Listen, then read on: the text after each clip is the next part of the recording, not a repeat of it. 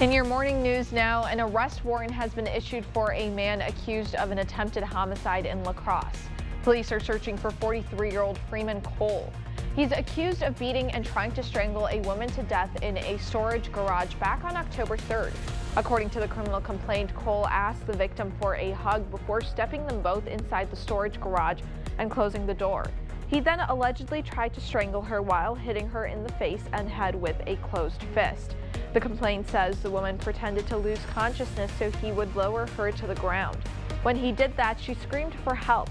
Employees at the nearby KFC heard the screams and opened the door to find the victim and Cole inside.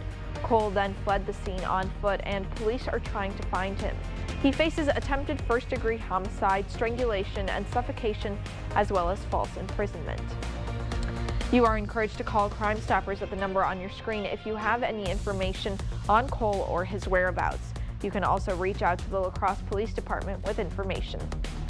A La Crosse library is closing. Following city budget cuts, the library board announced it will be closing the Southside branch permanently to reduce costs.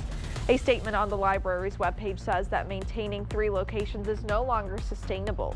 It continues saying that South is the clear choice when deciding which branch to close because of its proximity to the main branch. Closing the South branch was originally proposed in 2013 after the library system faced a set of budget cuts then. A sweeping bill tied to the governor's office is getting a public hearing. Later today, a state Senate committee that includes Onalaska Senator Brad Pfaff will take up the legislation addressing the workforce and child care. The governor had called a special session last month to take up the topics, but the legislature gavelled in and out after 20 seconds. The state has a $4 billion surplus. Governor Evers has called for $340 million of that to continue the Child Care Counts program, which directly funds child care centers. That was a pandemic-era program, and federal dollars for that will dry up in January. Republicans have opposed Evers' plan and written their own bills that loosen child care industry regulations, like allowing 16-year-olds to serve as child care providers. Democrats say rural Wisconsin already doesn't have enough licensed care centers, and without child care counts, more centers will close and parents will have fewer options. Parents are either not able to be in the workforce or they're turning to unlicensed care. And in both cases, we want to help those parents out. I am glad that there's different proposals that have been brought forward. I surely do hope that we can move forward.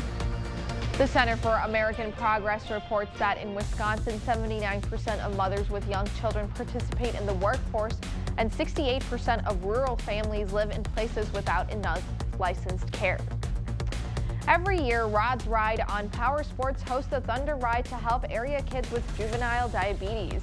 According to the Thunder Ride website, the goal of the ride is to symbolically experience the struggle that kids with juvenile diabetes have to go through. Yesterday, Rods presented a check with the proceeds from the ride to the Gunderson Health Foundation and Mayo Health Systems. A Gunderson representative says it's hard to put into words how important this donation is. It's almost invaluable to our community and our patients. The commitment they've made to supporting Gunderson Health System and the Gunderson Medical Foundation, it's tough to put a value on that. This year, the Thunder Ride raised a little over $47,000. The money will go towards providing equipment that is key to treating juvenile diabetes to families in need. And as you head out the door, keep in mind that we still have those frost advisories in effect until 9 o'clock this morning for the areas that you see highlighted there on your screen. So just make sure to try to protect those plants if you can by bringing them inside, or at the very least covering them up so they're not completely exposed to those temperatures through at least 9 o'clock. After 9, temperatures warming up into the 50s and then the 60s here this afternoon. Lots of sunshine as we take you into your 8-day forecast. We got changes coming, wet changes that is, lots of rain chances in the forecast starting tomorrow and continuing through at least early Saturday. And then after the rest of the weekend there, looking at some drier conditions, highs in the 50s, lows in the 40s. We're definitely edging towards that cooler temperatures, and before you know it, winter's here. There will be snow on the ground. It's the Midwest way. Yep, not looking forward to that part. Yeah, fall is a very short season here, which kind of makes me sad. I love fall, but man, the temperatures right now even, especially earlier this week when it was in the low 30s, felt like it was just cold in winter. Yeah, luckily we shouldn't see the 30s for a while, but That's yeah, good news. after today. Good news. Well, thank you for watching News 8 Now. We'll see you back here later today at News 8 Now at noon. Have a wonderful Wednesday.